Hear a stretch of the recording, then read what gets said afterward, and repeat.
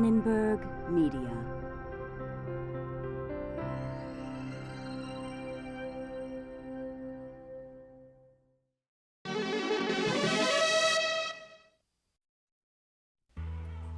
Is gender genetically based? Or do we learn to be feminine or masculine? Let's get the rhythm of the feet. How important is gender to children?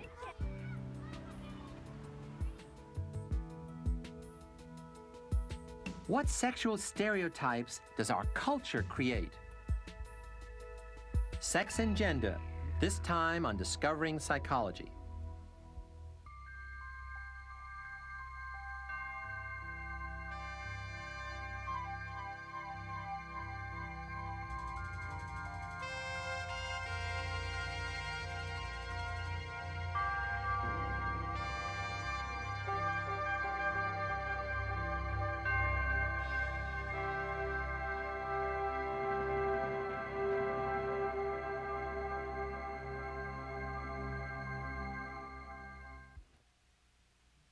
Do it again.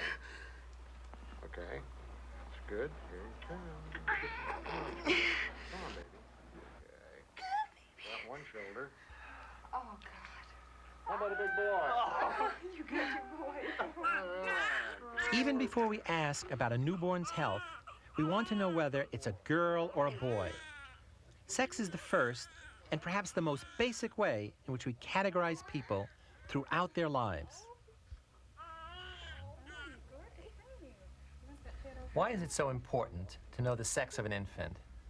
Because we have very different perceptions of what each sex is like, what they're capable of, how they should be treated, what's best for them, and even what their value is to society. And in turn, these ideas color our perception of them from birth through adulthood. Thank you. Research by Zella Luria and Jeffrey Rubin has revealed just how differently parents see their infant males and females, even within 24 hours of birth. Daughters are typically described as beautiful, delicate, and weak, while sons are seen as strong, coordinated, and alert, even when there are no differences between them in weight, health, and strength. The differences that do exist between males and females at birth are biologically innate, universal, and essential for reproduction. Differences in sexual organs, genes, and hormones. The significance of sex categorization goes far beyond biological characteristics. The fact of being male or female directs all of us toward very different psychological and social environments. The different cultural definitions of masculinity and femininity, different expectations and experiences, all the psychological and social meanings attached to the categories of male and female are what we mean by gender. Although biological sex establishes the initial categorization, gender is learned rather than innate. We define women and men not only by their sexual organs, but also by the way they behave, how they look and dress, what rules they follow in order to be acceptable and appropriate, and what roles they are allowed or encouraged to play. And these characteristics are subject to enormous cultural influences. In fact, when we talk about something as basic as femininity and masculinity, we're really talking about gender roles. These roles are two sets of traits and behaviors that are supposed to identify and distinguish men and women.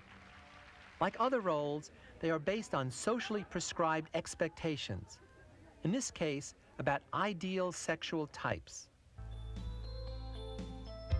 The feminine gender role in the United States is gentle, emotional, dependent.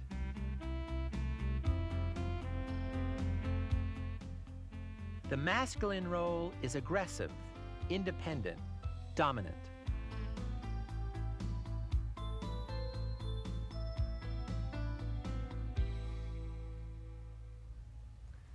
Gender roles are often portrayed as polar opposites and even mutually exclusive. But psychological research has found that not only is it possible for men to be feminine and women to be masculine some or all of the time, but also that masculinity and femininity are not opposites at all.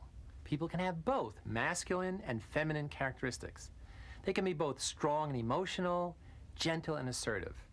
They are defined as psychologically androgynous, a term coined by Sandra Bem, who argues that a blend of masculinity and femininity results in greater behavioral adaptiveness. It's also commonly assumed that many observed sex differences in behavior result from either biological or social forces, when in fact it's usually a complex interweaving of both.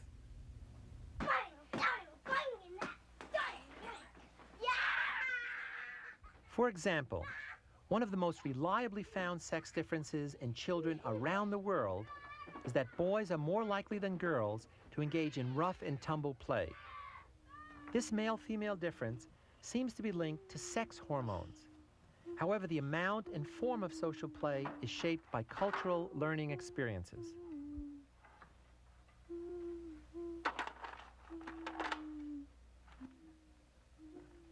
This sex difference in social play occurs in most mammals and has been studied extensively in two animal species, the vervet monkey and the Norway rat, as seen in this original experimental footage taken by developmental neuroscientist Michael Meaney of McGill University. If you look at both rats and monkeys, and you look at the kids, what you find is that the boys and the girls are doing very different things. That the boys are more likely to be involved in rough play, wrestling, boxing, what have you, vigorous forms of physical play. The girls are more likely to be involved in more quiet types of social activities, equally social, but quieter. Grooming, tending to infants. These are exactly the same type of differences that you see in young nursery school children. The boys and girls are using very different types of motor activities. Boys are using gross motor activity, more vigorous forms of activity. Females, it's more fine motor activity, more discrete type of movements. So functionally, what occurs is that young boys and young girls engage in behaviors as juveniles, as adolescents, from which they're most likely to benefit from as adults. And they don't do this because they think that later on down the road it's going to have a payoff for them. They do it because it feels good. It's fun. And different types of behaviors are fun for males than for females. These behaviors, as with any behavior, stimulate different parts of the brain. And these particular regions in the brain are different in males and females because of the actions of sex hormones during the perinatal life. The different activities stimulate different areas of the brain. Males and females find different types of activities pleasurable as a function of this different level of stimulation in the brain. What we're looking at here is the real essence of the interaction that occurs between hormonal events and environmental events. Early in life, the sex hormones cause differences in the brain. This is a hormonal event. These differences in the brain later lead to differences in behavior. Differences in the type of experiences that young boys and young girls have. These differences in experience, an environmental event, then lead to differences in behavior amongst the adults. Another example of the interaction of biology and psychology in creating sex differences is physical health. Contrary to the stereotype that men are strong and women are weak, it is males who are more vulnerable to disease, physical disorders, and death. In fact, they're more vulnerable in all stages of the life cycle, from the womb to an early arrival at the tomb, unfortunately. Biological factors clearly play a role. For example, men are at greater risk for any physical handicaps and diseases that are genetically based, including recessive disorders such as hemophilia and colorblindness. Women, on the other hand, seem to be protected against the risk of heart disease by female hormones. Learned behaviors, which make up a central part of the traditional masculine gender role, may play an even larger part in men's physical health. Men are more likely to smoke, to drink alcohol, take physical risks, use weapons, have jobs that expose them to carcinogens, and work in occupations that are more hazardous. As a result of these behaviors, men are more likely than women to die from heart disease, lung cancer, bronchitis, emphysema, cirrhosis of the liver, accidents, suicide, and homicide. In other words, the masculine gender role combined with physiological differences can be hazardous to men's health. Some sex differences develop over time and may be strongly influenced by learned gender roles. Consider crying. All babies cry, whether they're male or female. But as they grow up, most males are taught to hold back their tears. As the saying goes, big boys don't cry. Most females, however, are taught that crying is okay and can even be used to their advantage, to get their way with other people. So boys get criticized for crying, and girls typically get reinforced for it. And lo and behold, we find a behavioral difference between the sexes. The important point here is that this and many other gender differences are entirely learned as part of the socialization process, which prepares the young to take their place in society when they're adults. So here's an instance of a physiological functioning, shedding tears, that comes to be influenced by social learning. How does such learning take place? From the day they are born, children grow up in a social cultural environment that is full of messages about gender, like these advertising images.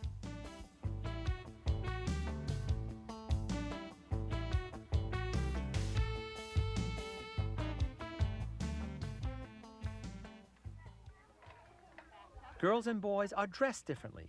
They get different toys to play with, and they're given different chores to do around the house. They also see women and men dressing differently, behaving differently, and occupying different roles. Play a good game, all right? Give me a hand. Give me a hand. Dad coaches the soccer team, Okay, who's going to win today? while Mom cheers from the sideline. On it, keep on it. Go, Mike. Keep going, Mikey. Yeah! All right. Woo! All right. Mike, nice playing. Good shot. These differences in behavior are also reflected by the television and movies they watch and the books they read. Not only do children observe these gender patterns, they are also directly affected by them. Boys and girls are constantly rewarded for behaving in gender-appropriate ways and punished for gender-inappropriate responses. Such rewards and punishments are often social ones, such as praise or scolding, and they come from important people in children's lives, their teachers, parents, and peers. What does that look like to you? It's a machine gun. According to Gene Block of the University of California at Berkeley, these social experiences create different psychological environments for girls and boys. This affects the way children think about themselves and the world around them. Children, it seems to me, develop then in different kinds of contexts. And the context for a little girl is more structured, it's more supervised, and it's more circumscribed, so that she's protected from experience. Before we go, we have to get some The things parents cleaned of up. girls encourage the girls to stay closer to them. Quiz kid bag. Amy. I did it. Everything tends to focus the little girl on the house. Stick it in the linen closet. The chores they're given are also chores that encourage them to be in the house. The embeddedness of the girls in the family network from a very early age insulates them to some extent from experience.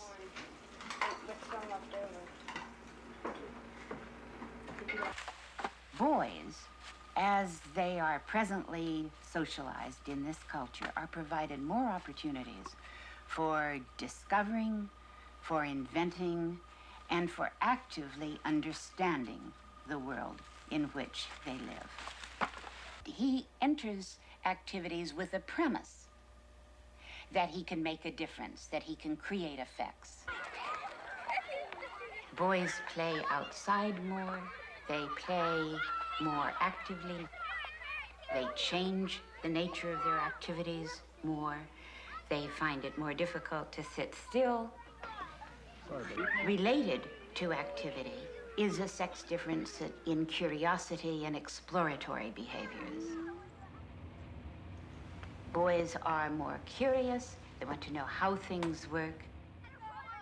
Males have a more extensive network of friends. However, these friends tend not to be as intimate as the friends of females. For females, interpersonal relationships appear to be more salient, more important than they are for males. And so that females have fewer friends, but more intimate, intense friendships. In other words, we tend to give our girls roots and our boys wings.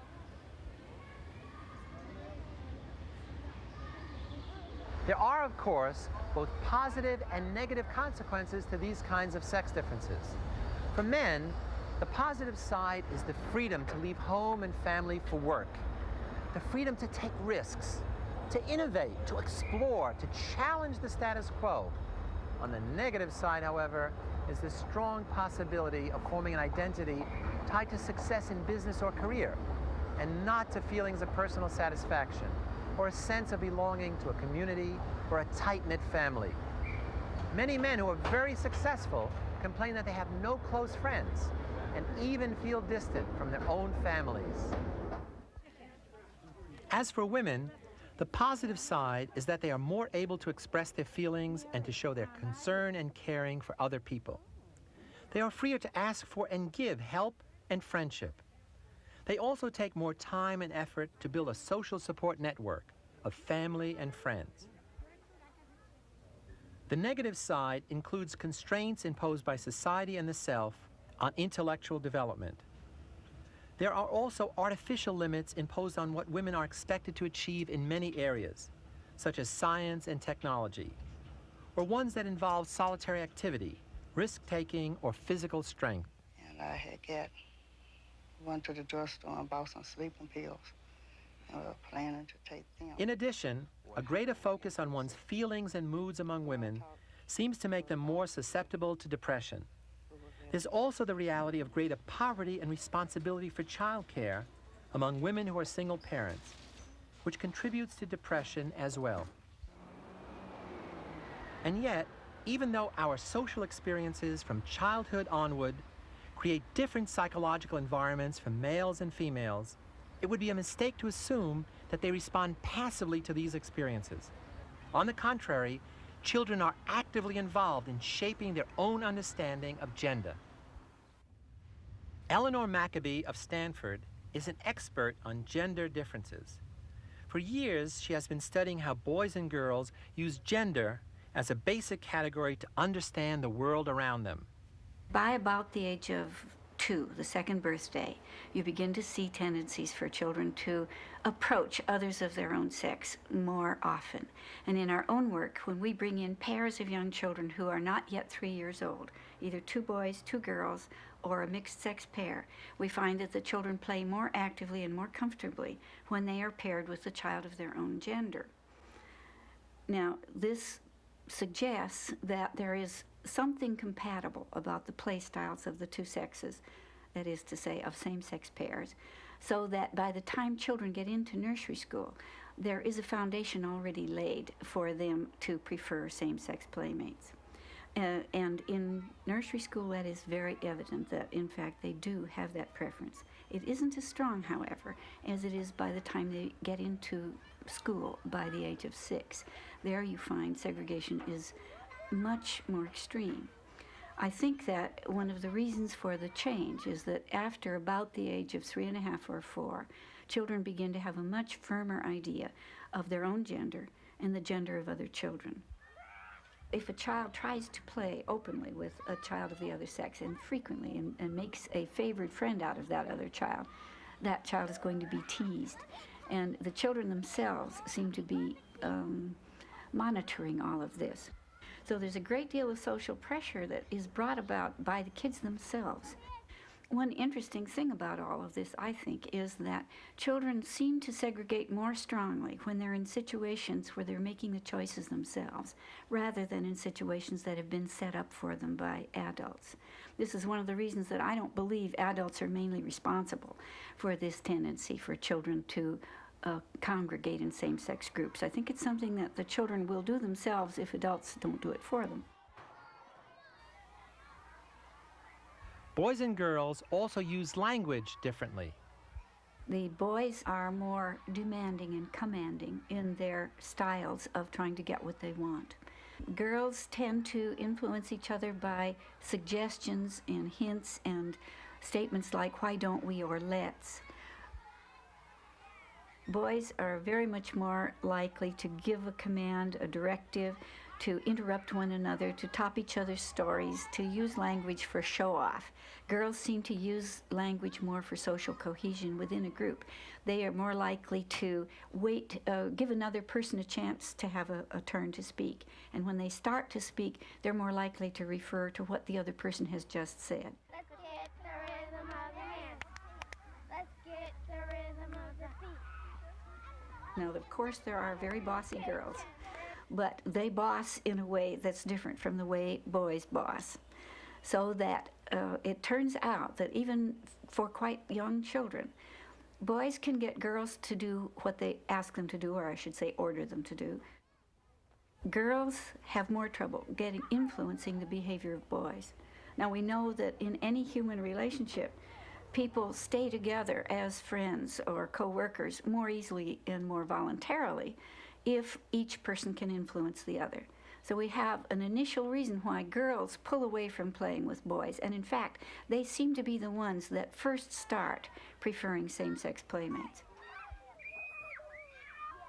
Young children are very intense stereotypers, especially when they're between the ages of, say, 6 and 10. I think this is the time when they over-exaggerate what they see around them in the way of sex roles, so that even a child whose own mother is a policeman may believe very strongly that only men are policemen. These things are picked up from television, from observing the people that they see around them.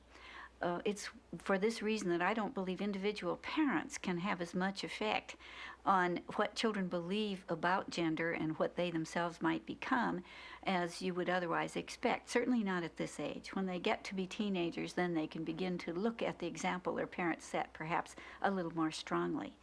So it's my feeling that the way to change children's stereotypes is to change society, because they are drawing generalizations from what they see.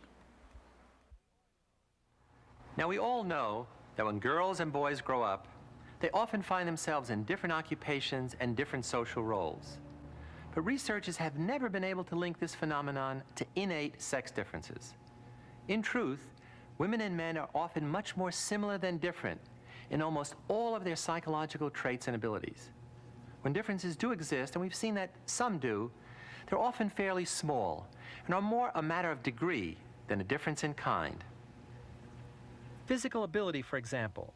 A woman like Steffi Graf may not be able to beat the very best male tennis stars, but she can easily beat all the other male players.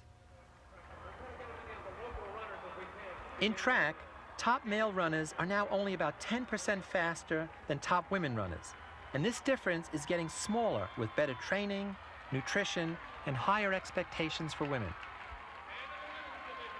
For the most part, male and female abilities overlap once their training is comparable. When job requirements are described simply in terms of the skills or talents necessary for the job, without mentioning sex, anyone who could meet those requirements, whether male or female, would then be qualified for the job, like female astronaut Sally Ride. Traditionally, however, job requirements have been phrased so that only one sex is seen fit for a certain job. What's important to recognize in all this is that how we think males and females differ influences our judgments more than how they actually do or don't differ. Thus, gender represents an important way in which we make social categorizations of people.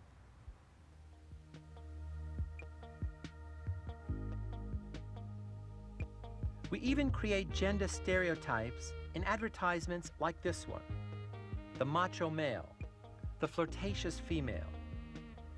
And we act according to these stereotypes if we think that others expect it of us. We also tend to elicit from others the kind of stereotypic behavior we expect of them. In many different ways, gender stereotypes can channel our behavior and narrow the options available to us. They constrain what others and we ourselves expect and demand. In this way, they serve not only to limit our freedom, but also to narrow the range of our experiences. Of course, sex isn't the only category people use to organize the world into simple units. They also categorize others in terms of age. Although earlier researchers and theorists tended to study development from birth through adolescence, a relatively new focus of psychology is the entire life cycle, including adulthood, old age, and death. How we mature in age next time. I'm Philip Zimbardo.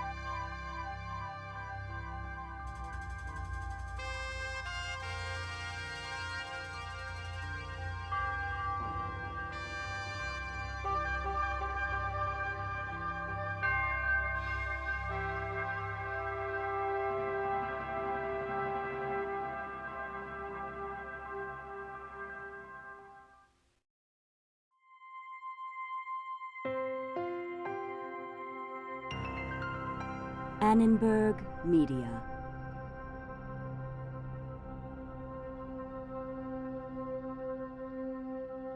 For information about this and other Annenberg Media programs, call 1-800-LEARNER and visit us at www.learner.org.